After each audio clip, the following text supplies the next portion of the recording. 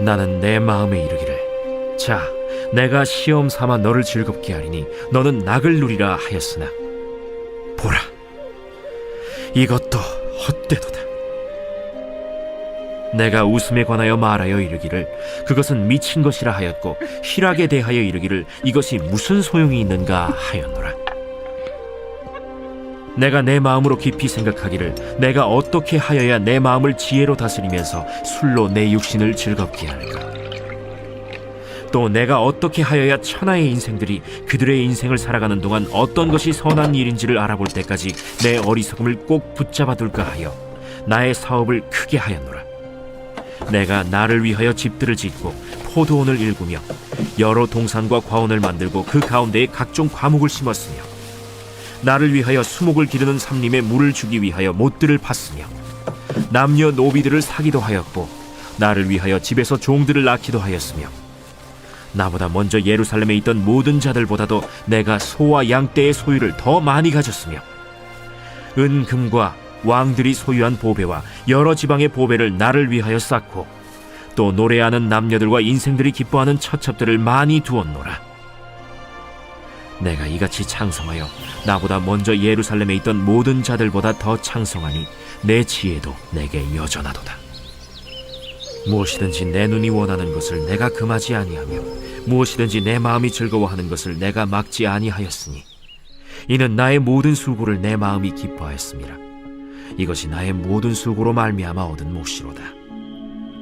그 후에 내가 생각해 본즉, 내 손으로 한 모든 일과 내가 수고한 모든 것이 다 헛되어 바람을 잡는 것이며 해 아래에서 무익한 것이로다.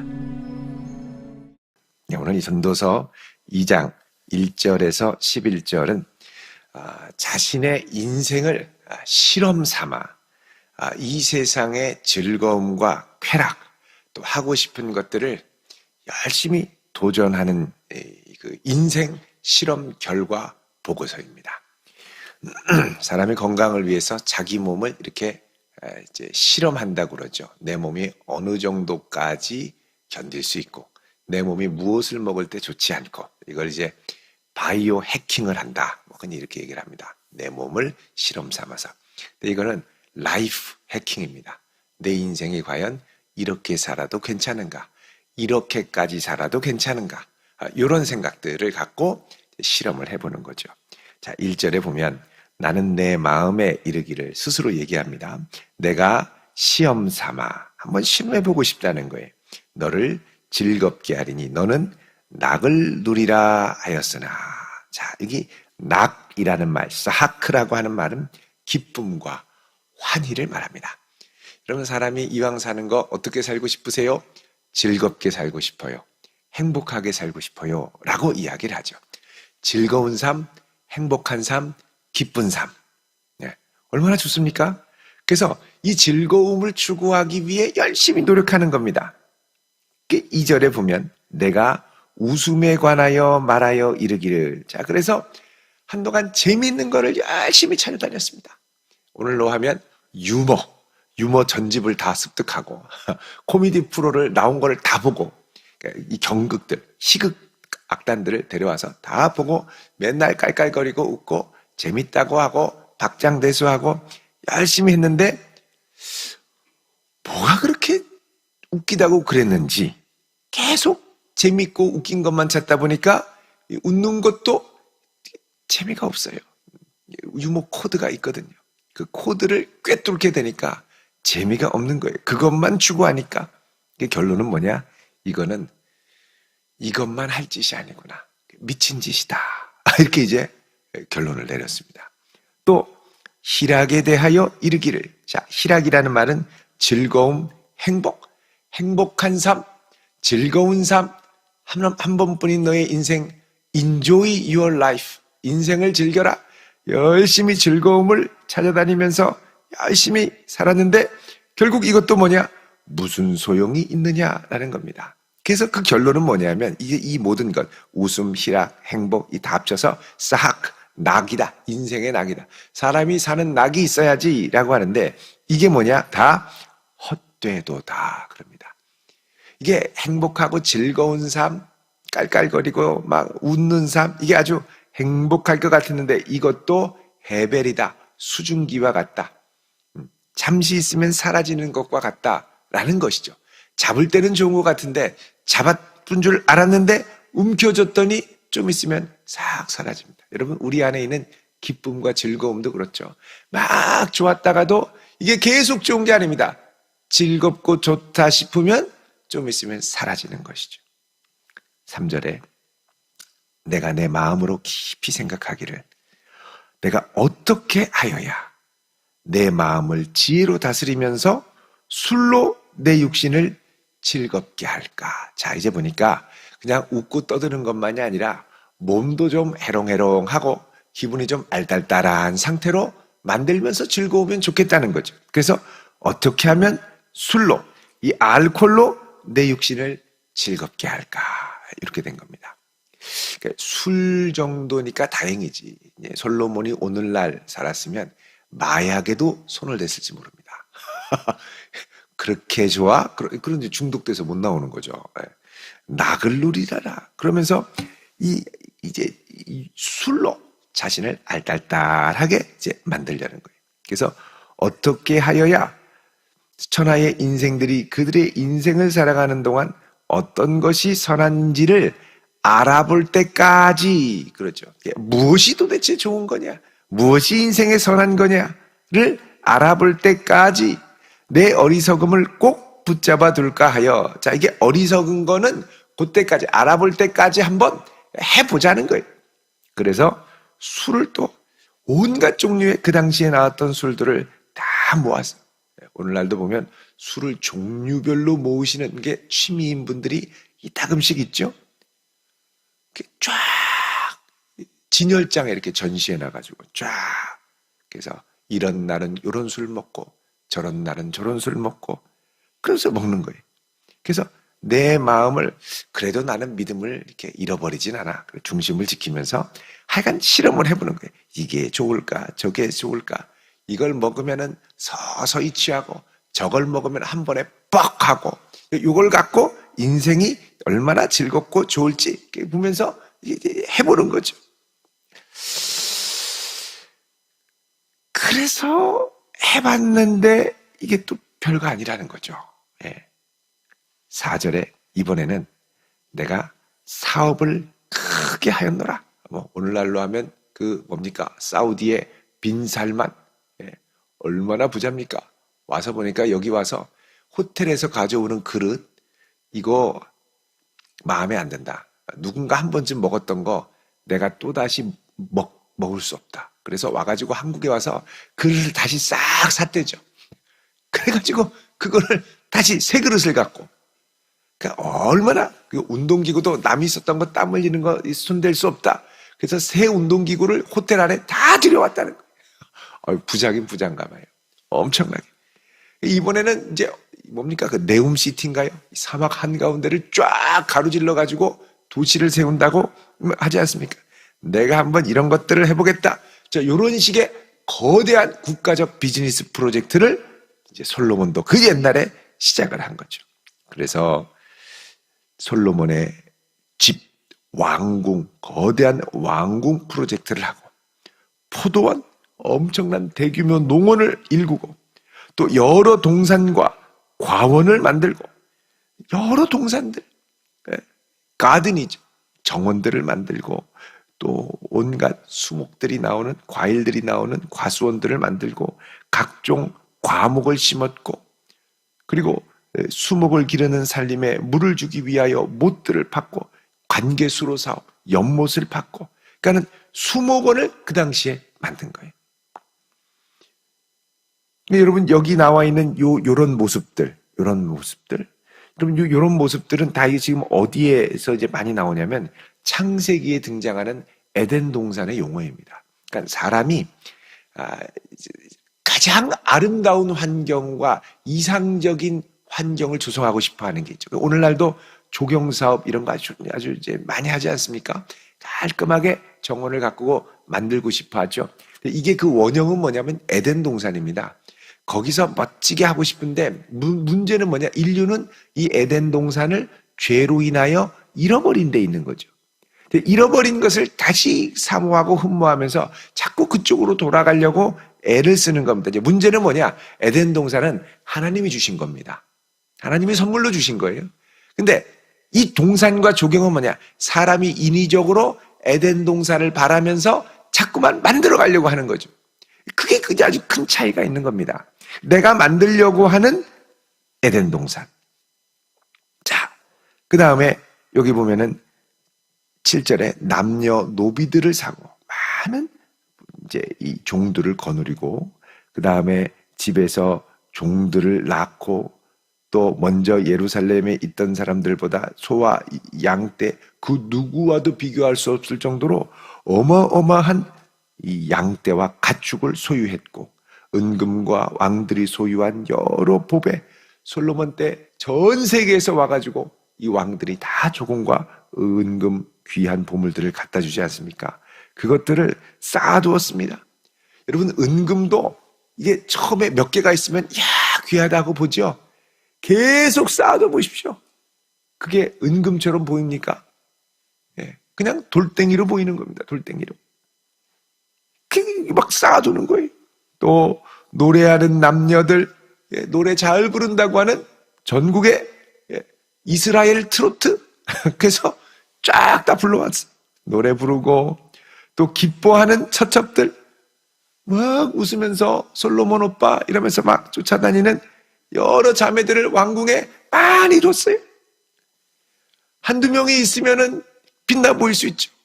뭐 이런 자매들이 막 700명씩 되니까 나중엔 이름도 모르고 너는 몇 번이니? 예, 오빠 저는 672번입니다. 기억해 주세요. 672번. 이런 식으로 어떻게 다 외워요? 이 왕궁과 빈장까지 다 1000명을 뒀거든요. 솔로몬 때. 그렇게 원 없이 뒀어요. 원 없이. 9절에 내가 이같이 창성하여 나보다 먼저 예루살렘에 있던 모든 자들 아버지 다윗을 능가하는 어마어마하고 여기에다 뭐라 그러냐? 내 지혜도 내게 여전하도다. 여전히 지혜가 충만하다는 거예요.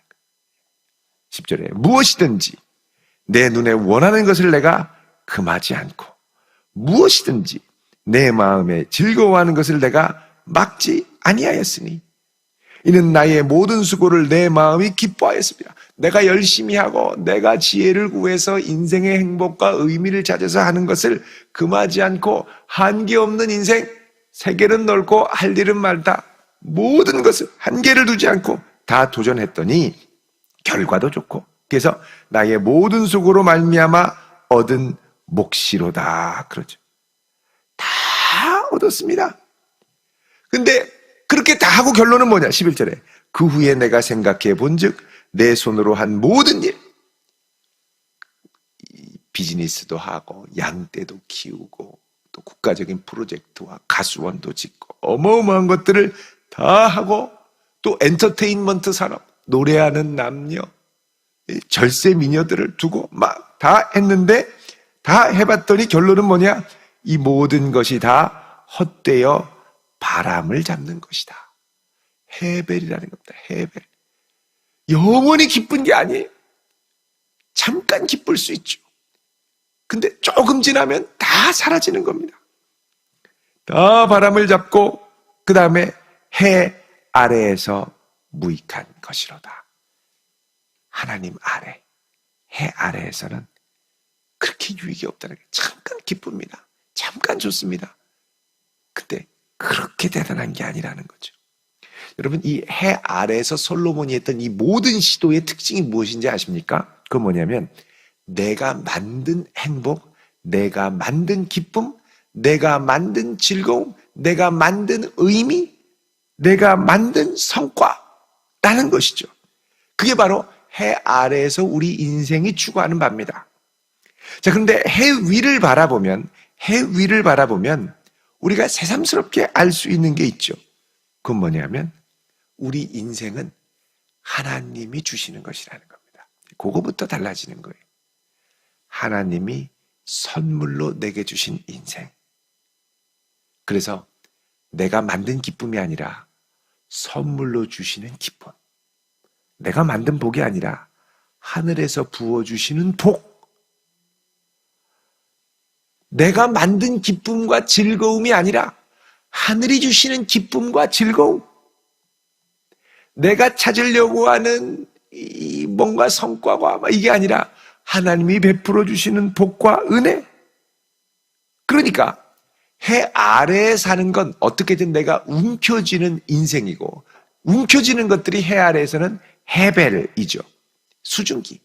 근데 해 위를 바라보면서 우리의 인생은 뭘로 바뀌냐면, 내가 만들고 붙들고 움켜쥐는 인생이 아니라 선물로 주어진 삶, 은혜로 주시는 것, 하늘로부터 주시는 복으로 사는 인생으로 바뀌게 된다는 겁니다. 그러니까 인생의 기본 전제가 뭐냐면, 내가 붙들고 움켜쥐고 막 어떻게든 끌어모아서 내가 확보하는 인생이 아니라 위에서 주셔서 공급받는 인생으로 살아간다는 것이죠.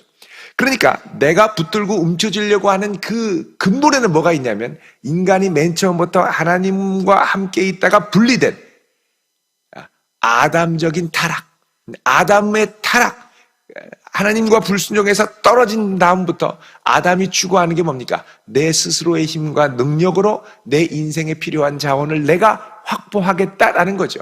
그래서 하나님으로부터 멀어지고 내 힘으로 지혜와 능력과 이런 것들을 확보하려다가 결국 불순종하면서 타락하고 죄가 들어오게 돼 있습니다. 근데 그 이전에, 타락 이전에 아담은 뭐냐? 그렇게 염려할 필요 없었습니다. 하나님이 주시는 은혜로 살았습니다. 에덴 동산은 하나님이 주신 거였죠.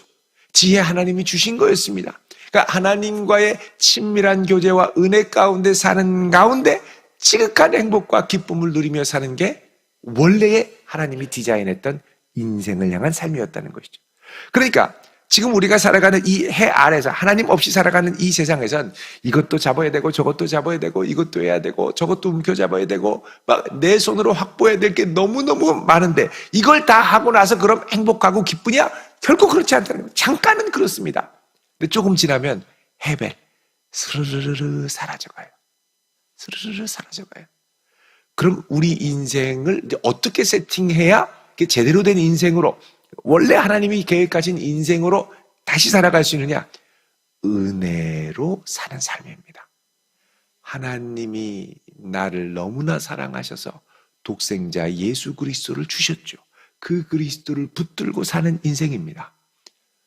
내 생각과 내 뜻으로 목표를 세우고 날마다 목표를 줬고 내 뜻과 내 결심으로 막 살아가는 것 같죠? 근데 이제는 뭐냐? 하나님의 말씀으로 사는 인생입니다. 주신 은혜로 사는 거예요. 내가 기쁨을 만들고 보람을 만들려고 했죠. 그런데 이제는 순종하는 것이 보람이고, 주의 뜻대로 사는 것이 보람이고, 주님을 기쁘시게 하는 게 보람이고, 세상이 알 수 없는 기쁨이 주님과 깊은 교제를 나누면서 얻는 것이 세상이 알 수 없는 기쁨이라는 거죠. 그러니까 이제부터 우리의 인생이 뭘로 바뀌냐면, 내가 만들고 확보하는 게 아니라 위에서 주시는 걸 받고, 위에서 인도하시는 대로 따라가고, 위에서 붙들어 주시는 음성을 붙들고, 그래서 받는 인생, 하나님이 공급하시는 것으로 사는 인생. 그러니까 내가 내 스스로의 내 삶의 자원을 공급하며 사는 인생이 아니라 위로부터 공급하시는 인생으로 사는 것으로 바뀔 때 인생의 모두 자체가 바뀌는 거죠. 그 위에서 공급하시는 것으로 받고 살면 우리에게 나타나는 게 뭐냐? 내가 받은 것은 내 것이 아니요, 하나님이 은혜로 주신 것이라는 확신 가운데 사는 겁니다. 하나님이 내게 은혜로 주신 것, 주님 뭐라 그러죠? 내가 거저 받았으니 거저 나누라 그럽니다. 그래서 내게 은혜로 주신 것을 어떻게 해요? 은혜로 나누기 시작할 때 그 기쁨이 배가 되죠. 그럼 왜 나눕니까? 이거 내가 어떻게 모은 거고, 이거 내가 어떻게 확보한 건데 이걸 왜 나눕니까? 하나님이 주셨기 때문에 기쁘게 나누는 겁니다. 하나님이 내게 은혜로 주신 선물들을 기쁘게 나눌 수 있는 은혜의 통로가 되는 거죠. 그래서 통로가 되어주는 삶으로 바뀌는 겁니다. 그러니까 1차적으로는 하나님의 내게 은혜로 주신 것들을 받는 삶일 때 더 이상 해벨에 허덕이지 않게 되고, 그 통로로 주신 것들을 흘려보낼 때 하나님이 내게 또 주십니다. 왜? 더 나누라고. 그래서 통로가 되어드리는 삶 자체가 인생의 어마어마한 이 해벨을 극복하는 또 다른 방법이 됩니다. 근데 이제 사람이 그 근본적인 게 하나님과 연결돼서 은혜로 받은 것이 내 것이 아님을 깨닫는 것이 1차고, 그 다음에 받는 것을 나누는 게 2차인데, 하나님을 모르는 사람들은 그냥 나누는 기쁨으로 사는 사람도 있습니다. 그래서 기부한다고 그러죠. 나누고. 왜? 나눠보니까 내가 움켜잡으려고만 알면서 살았던 것으로는 맛보지 못했던 새로운 기쁨과 보람의 차원이 있거든요. 그래서 나눕니다. 근데 이 나누는 것의 근본은 뭐냐? 이게 내 것이 아니라 은혜로 받은 거라는 거죠. 그 은혜로 주신 것을 은혜로 흘려보내는 거예요. 그래서 은혜로 받은 것을 은혜로 흘려보내는 생이 될 때 해배를 극복할 수 있는 아주 중요한 출발점에 서게 되는 것입니다. 그래서 지금 전도사의 이 솔로몬이 자기의 인생에 라이프 해킹을 한 거죠. 내가 누려볼 수 있는 모든 것, 내가 해보고 싶은 모든 것을 한계 없이 제한 없이 다 해봤습니다. 다. 결론은 뭐냐? 그렇게 재밌고, 그렇게 웃기고, 그렇게 행복할 것 같고, 그렇게 뿌듯하고, 모든 사람의 부러움을 한 몸에 받는 것 같은데 결국은 뭐냐? 헤벨이라는 것. 다 결국은 사라집니다. 잠깐은 있습니다. 잠깐 있습니다. 근데 이게 그렇게 영속적이지 않습니다. 흘러갑니다. 근데 우리의 인생을 진짜 의미 있게 하는 것은 하나님이 내게 은혜를 부어주시고, 하나님의 은혜로 이 쓸데없는 자 왜 구속하여 주는지 난 알 수 없도다.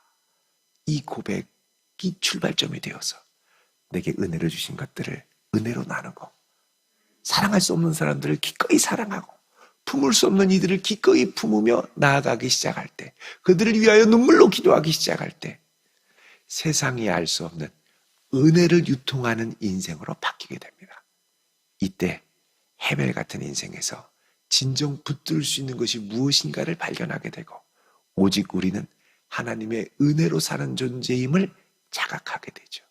여러분, 이 소중한 선물 같은 인생, 하나님이 은혜로 주신 구원의 인생을 절대 하찮게 여기지 않고, 주님 지금 내게 주신 이 삶, 새벽에 나와 주의 은혜를 구하며 많은 이들을 위하여 중보하며 주님의 몸된 교회를 위하여 기도할 수 있는 이 생 자체가 너무나도 복되고 귀한 생입니다. 이걸 깨닫고 오늘 이 아침도 헤벨로 가득한 이 세상에서 세상이 알 수 없는 기쁨을 소유하는 성도로 살아갈 수 있기를 주님의 이름으로 축원드립니다. 기도하겠습니다. 거룩하신 아버지 하나님, 우리의 인생을 주님의 손에 붙들림 바 되어 의미 있게 하시고, 헛된 것들로 가득한 이 세상 가운데 이 헛됨을 극복하고 하늘의 은총을 맛보며 살아가는 복된 생이 되게 하옵소서. 오늘 이 아침도 주 앞에 나와 예배드리며 귀한 예물을 드리오니 기쁘게 받으시고 응답하여 주옵소서. 예수님의 이름으로 기도드리옵나이다. 아멘.